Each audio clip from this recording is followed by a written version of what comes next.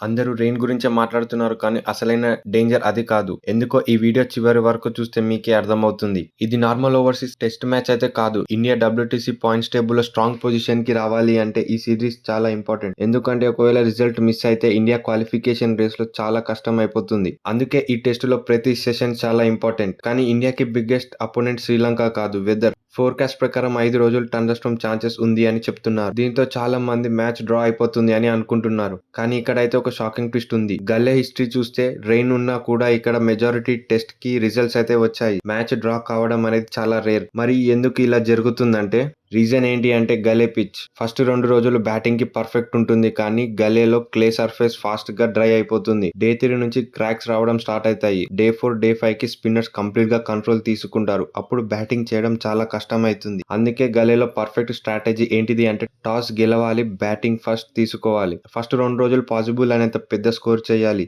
ఎందుకంటే pitch turn అయ్యాక match complete గా మారిపోతుంది. సో రేపు టాస్ గెలిచిన వాళ్ళు ఆల్మోస్ట్ సగం మ్యాచ్ గెలిచినట్టే. మరి మీరు చెప్పండి, టాస్ ఎవరు గెలుస్తారు అనుకుంటున్నారో.